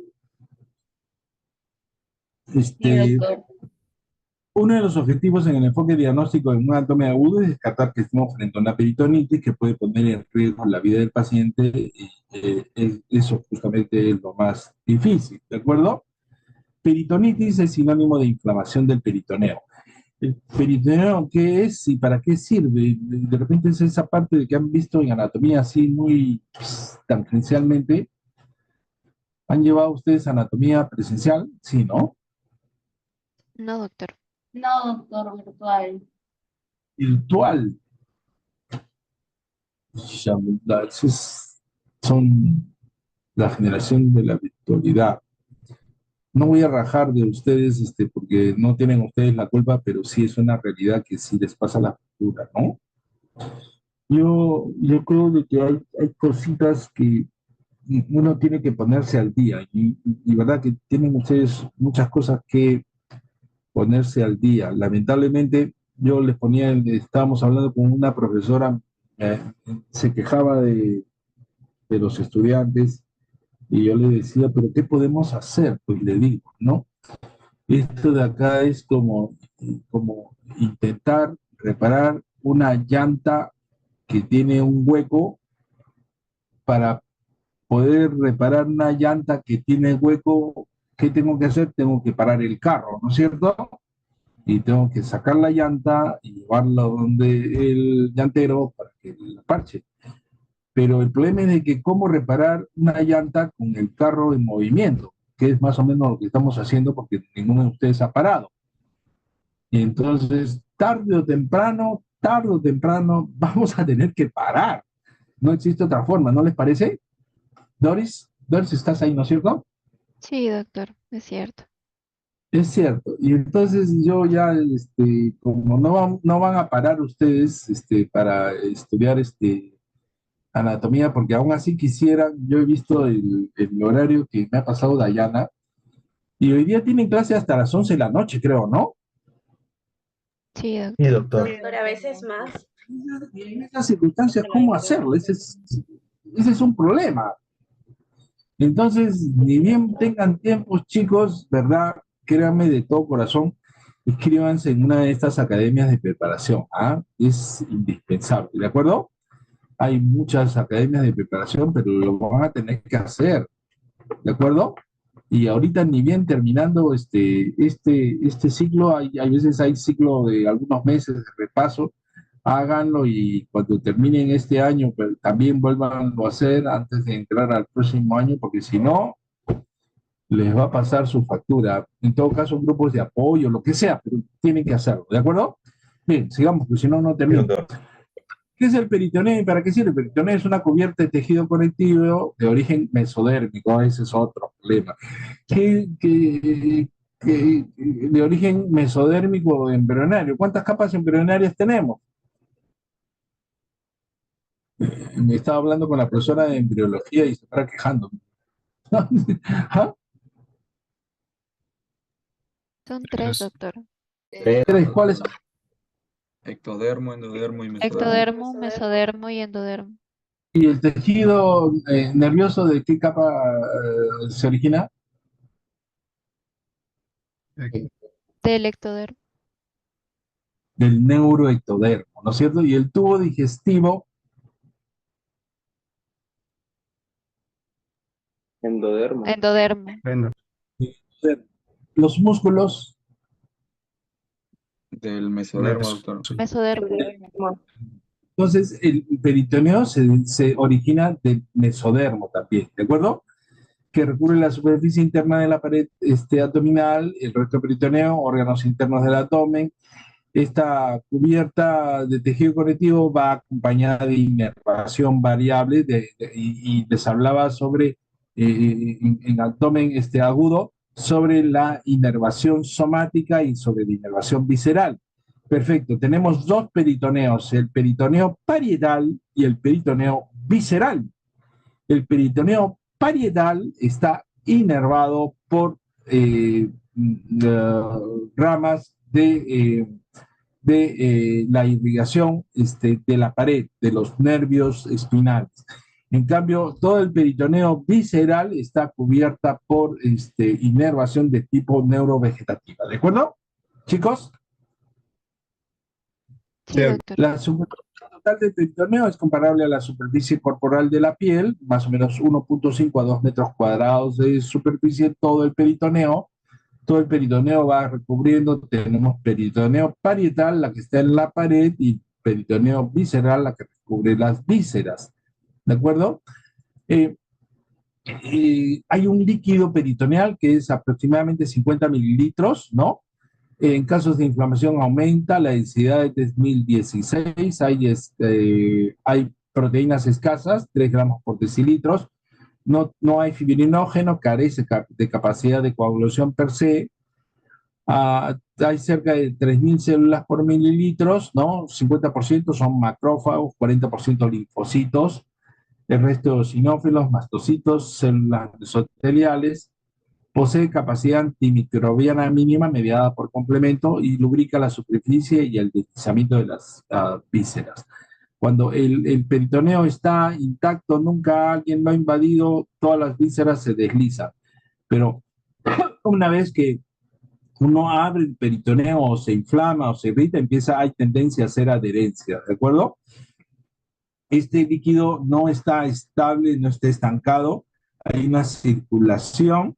A nivel de diafragma tenemos pequeños poros, orificios, ¿de acuerdo? De diferentes calibres y tamaños, poros ultra pequeños o acuporinas de tipo 1, poros pequeños, poros de mayor tamaño o rendijas, y las más grandes se llaman estomas. De tal manera de que el líquido tiene una circulación. El líquido peritoneal se absorbe a nivel de estos poros y pasa a la circulación linfática. Ustedes recordarán de que hay en la parte posterior hay una estructura que se llama cisterna de Pequet. ¿Quién se acuerda? Nadie se acuerda de eso.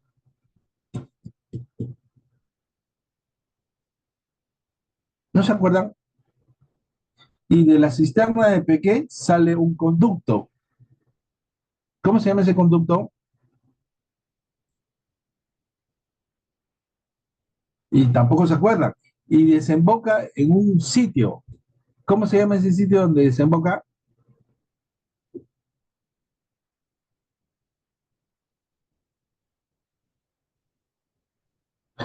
Chicos, está la cisterna de Pequet, del cual sale el conducto torácico que desemboca en el ángulo yúgulo subclavio. ¿Derecho o izquierdo?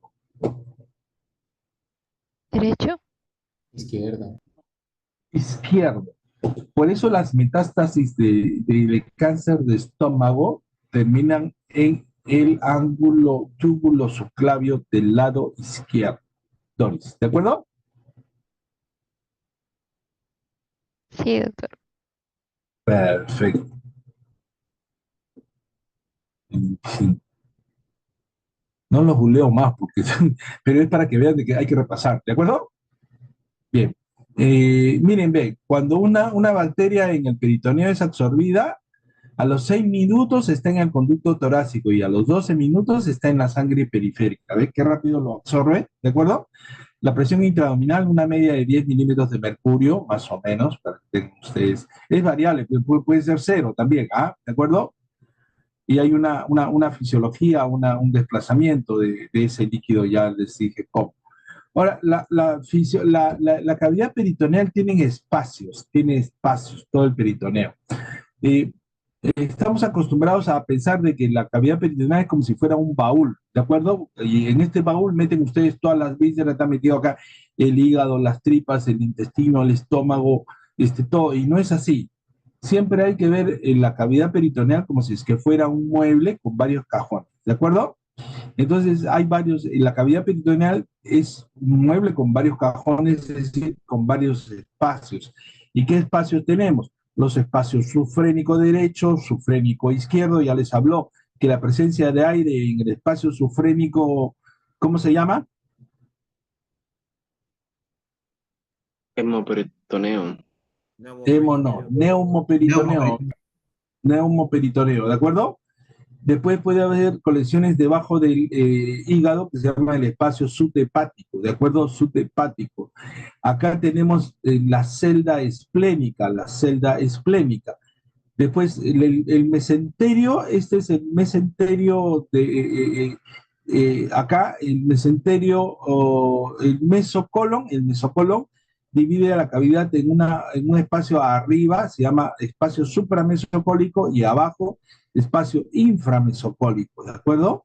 El mesocolon es el meso del colon transverso, ¿de acuerdo? Aquí detrás del estómago hay otro espacio cerrado que se llama la transcavidad de los epiclones. Después, hacia el lado derecho, el espacio entre el colon ascendente y la pared se llama parieto cólico derecho.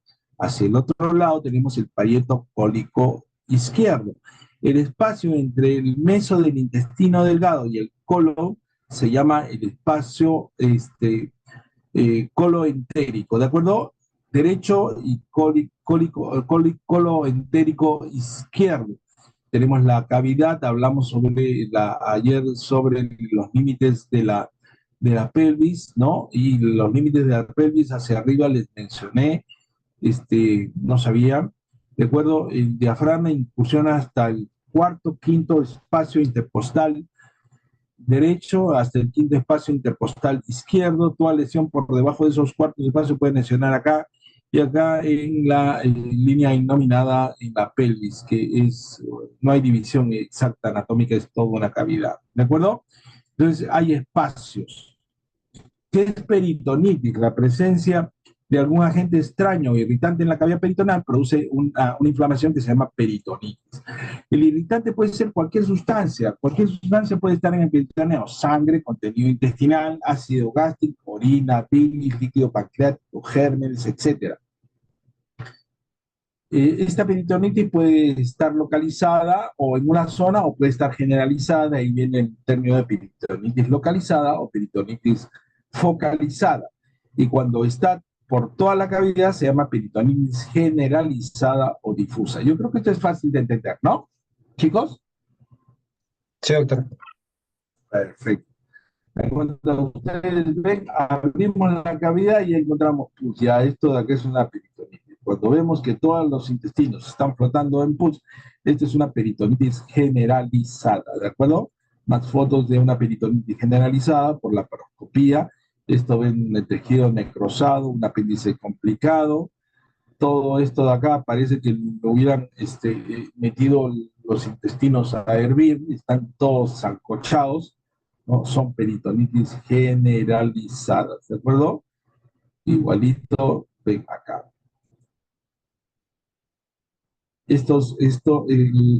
Los intestinos aquí están edematizados, entonces hay líquido secuestrado y esta cavidad es muy difícil de cerrar. Por eso, cuando uno cierra a la fuerza esta cavidad, se desarrolla un síndrome compartimental abdominal, ¿cierto?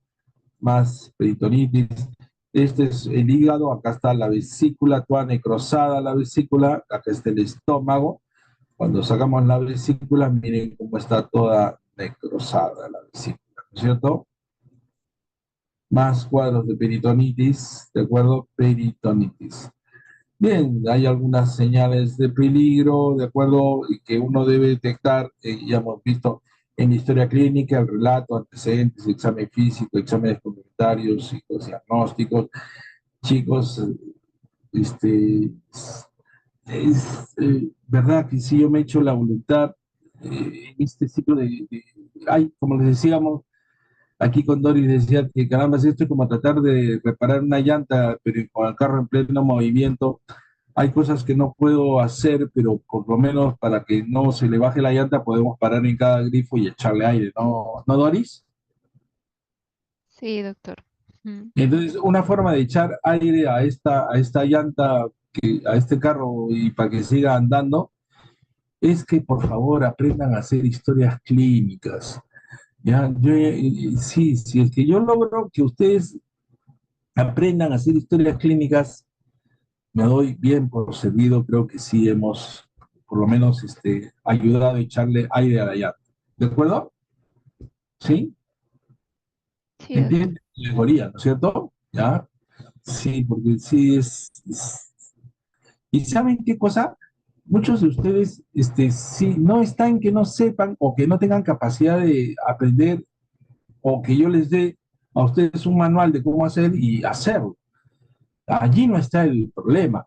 El problema, chicos, es que se mueren de miedo de conversar con un paciente. Se mueren de miedo de que los dejes solo con un paciente. Es como una papa caliente.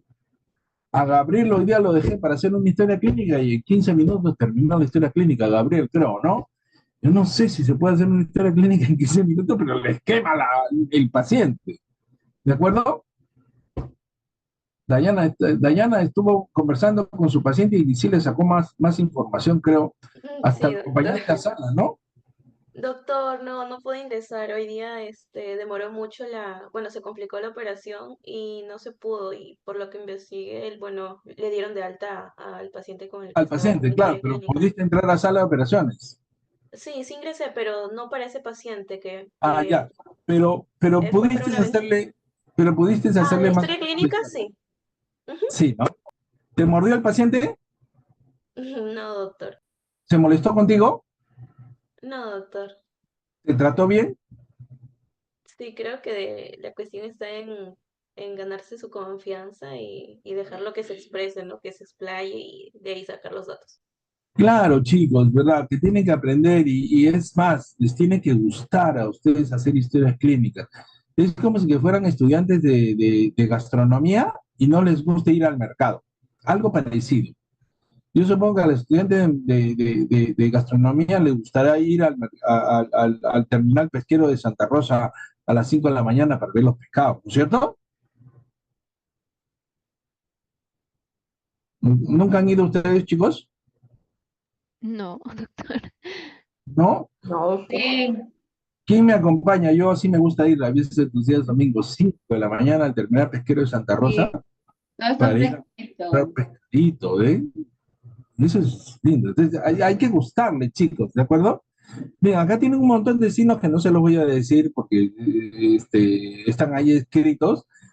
Son signos peritoneales, Aarón, Bloomberg, psoas ciliaco, Robson, McBurney, Murphy, Curposilis, es un montón, pero ahí les pongo para que se diviertan, ¿de acuerdo? ¿Sí?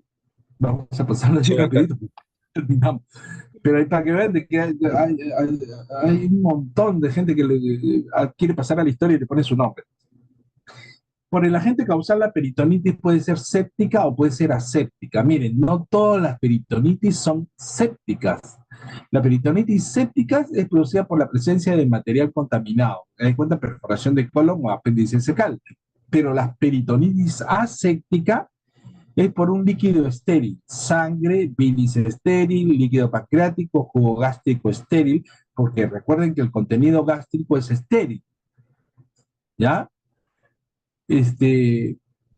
Contenido del intestino delgado proximal y orina estéril. Todo ello puede, después de un trauma, se puede perforar y si es que uno ingresa rapidito, ¿no? Antes de las 2 horas va a encontrar todo este líquido que es aséptico. Uno lava bien, resuelve el problema de lo que se ha perforado y generalmente no se produce una peritonitis séptica, ¿de acuerdo? En cambio, si se perfora el colon sí, eso sí es séptico, ¿de acuerdo? ¿Entendieron esta parte, chicos? Ahí me decían, causa de peritonitis, causa de reacción peritoneal, sangre, generalmente no da mucha reacción peritoneal. La sangre o la bilis o la orina también no suele dar mucha reacción peritoneal, ¿ya? ¿De acuerdo? Sí, doctor. Chicos, ya vamos a terminar, despierten. Bien, las peritonitis se pueden dividir en primarias, secundarias y terciarias. ¿De acuerdo? Las peritonitis. Presten atención.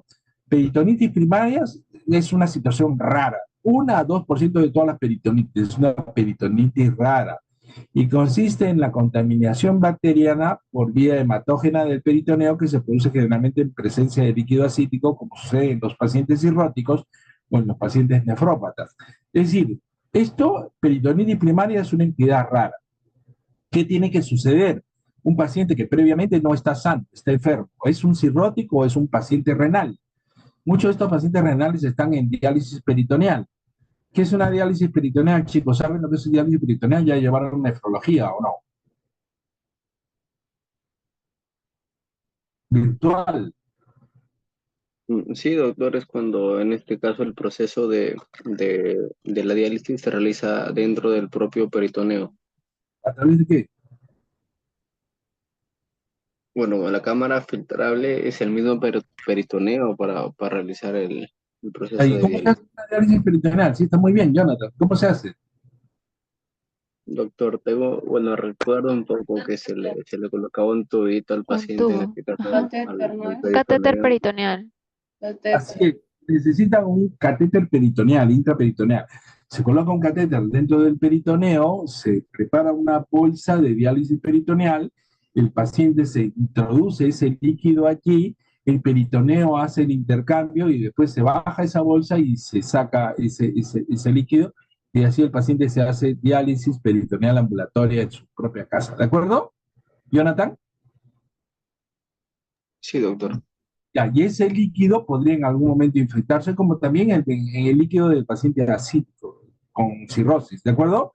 Entonces, por lo general, las peritonitis primarias son monobacterianas, es decir, hay un solo germen, ¿de acuerdo? Y se considera la peritonitis tuberculosa una variedad de peritonitis primaria. El diagnóstico es clínico y laboratorial y el tratamiento es médico. Ahí esto es algo bien difícil de echar a entender a todos los médicos, incluyen internistas, incluye cirujanos. Sí, pues lamentablemente la ignorancia es atrevida y si nuestra obligación es saber, no saber es casi un pecado, ¿de acuerdo? Las peritonitis primarias son de manejo médico, médico. ¿Qué cosas? Yo he recibido interconsultas de peritonitis primaria, interconsultas cirugía. Y digo, pero eso es una peritonitis primaria. Pero el otro, pero no la va a operar, no se opera la peritonitis primaria, ¿de acuerdo? Chicos, Sí, doctor. en ocasiones hay peritonitis primarias que en pacientes de diálisis peritoneal que recurren una y otra vez, ¿de acuerdo? Y a veces se perpetúa porque el catéter está allí, mientras que siga el catéter infectado no se va a curar. ¿De acuerdo? Entonces el nefrólogo nos pide a nosotros, doctor, por favor, retire el catéter. ¿De acuerdo?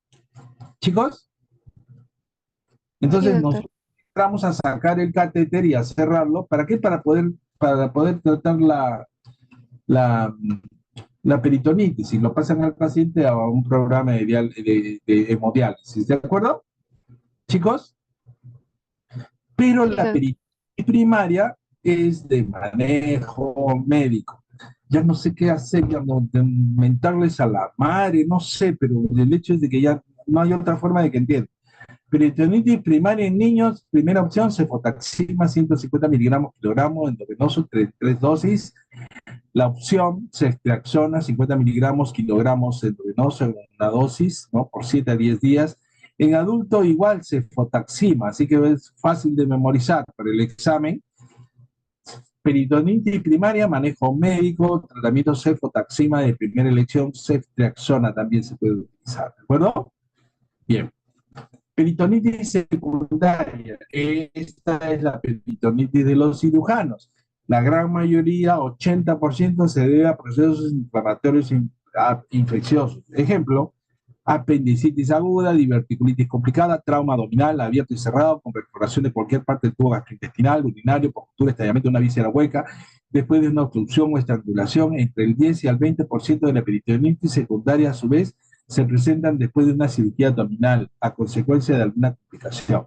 Es decir, hacemos una operación electiva y se termina complicando y termina infectándose. Ejemplo, operamos una apendicitis y ¿qué resulta? Que se abre el muñón apendicular y ese paciente termina de una simple apendicitis, termina con una peritonitis complicada, ¿de acuerdo? Entonces, perforaciones intestinales, sangrados, derrame biliar, disencia de anastomosis intestinales. Es decir, operamos un estómago, cosemos el estómago con el intestino, esa anastomosis se abre, entonces falla y entonces terminan con una peritonitis a consecuencia de la cirugía. Es por eso, chicos, que la habilidad de un cirujano para hacer anastomosis es importante. Generalmente, mientras más viejo uno es, tiene menos complicaciones en términos generales. Pero recuerden que la peritonitis secundaria son el 80, 85 más 90% de peritonitis, ¿de acuerdo?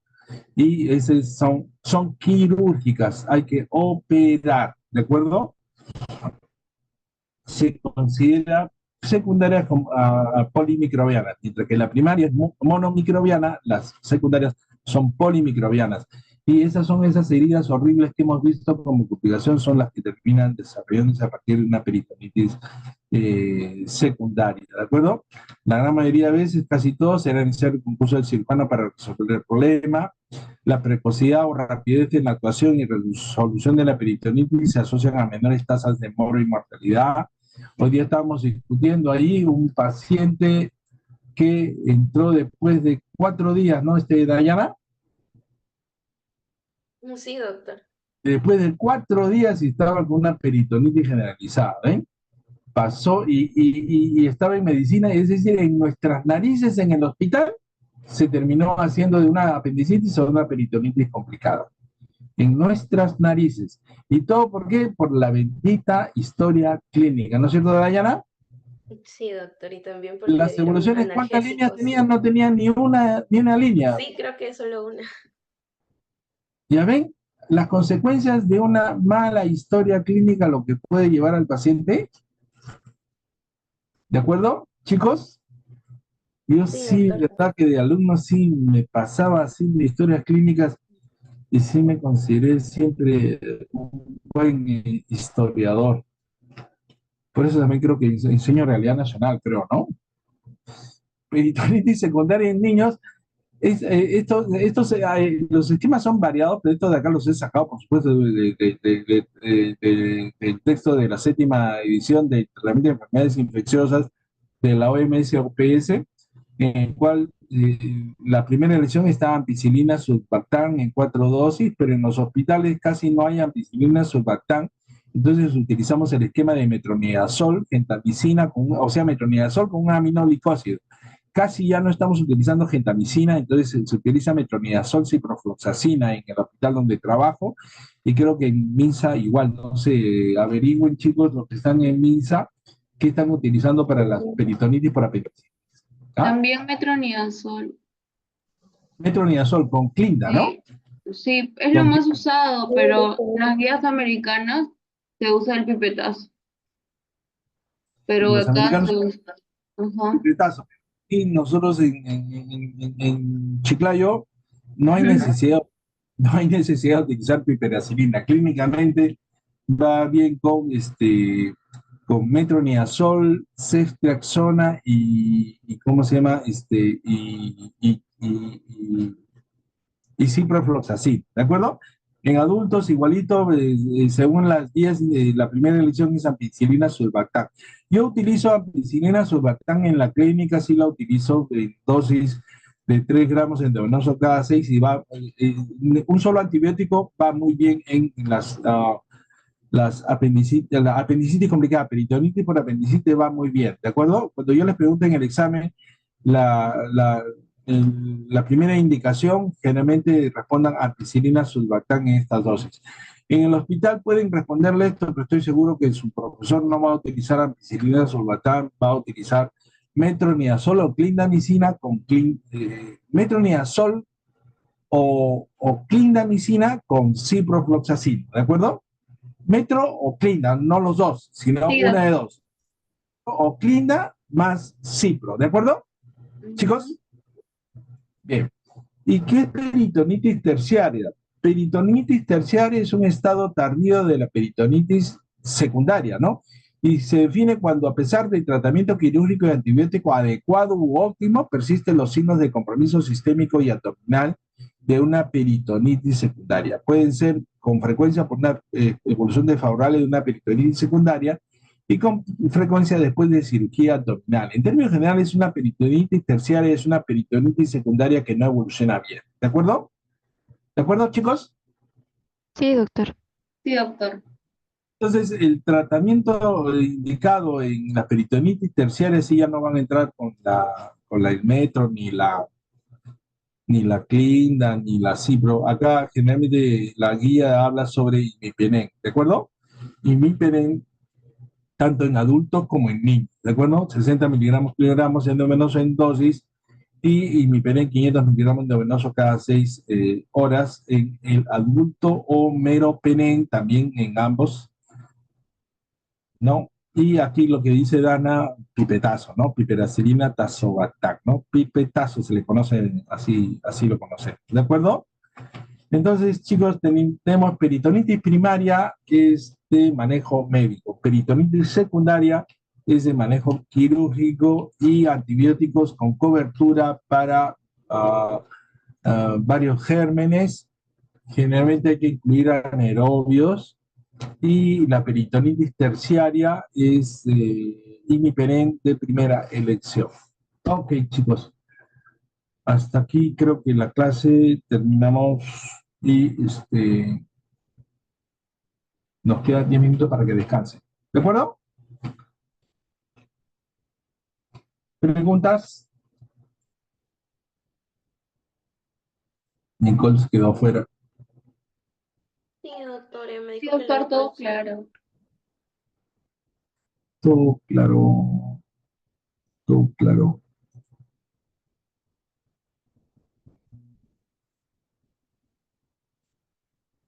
A ver, chicos. Déjenme ver.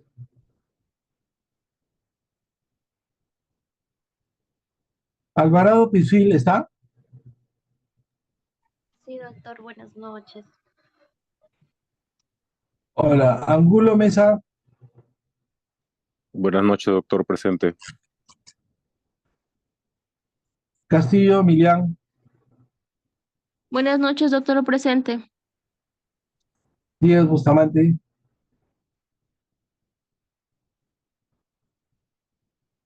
¿No está Díaz Bustamante? Doctor, es Doctor, que ellos son solamente del se grupo fue de... Sí, se fue tiene guardia, doctor, con el Sí, doctor. son del grupo del doctor Domingo en el Belén. Ya, ok. Doctor, por Bien. el chat de WhatsApp le he enviado la lista de los chicos y su González justificación. Chero está, ya, ok, perfecto, no hay ningún problema. Bien, ok, chicos, bien, si no hay más preguntas, todo está claro, ya nos vemos. Mañana, chicos, me toca pasar visita, los que van a ir, por favor, temprano. En la noche tengo guardia, los que van a ir se meten con ropa de calle, porque de repente no nos dejan entrar aún con carnet. Ya adentro nos arreglamos, ¿ya? ¿De acuerdo? Ya, doctor. Sí, Sí, está bien. doctor, está bien. Está bien. Ok. Pónganse de acuerdo, no vayan muchos, ¿ya? Porque si ahí no hay, sí, ya. Dos, creo que está bien, ¿ya? Sí, doctor, está bien. Ok, nos vemos, hasta luego. Hasta luego, doctor. Muchas Hasta luego, gracias. doctor, gracias. Gracias, doctor. Hasta Chao, luego, doctor, gracias. doctor.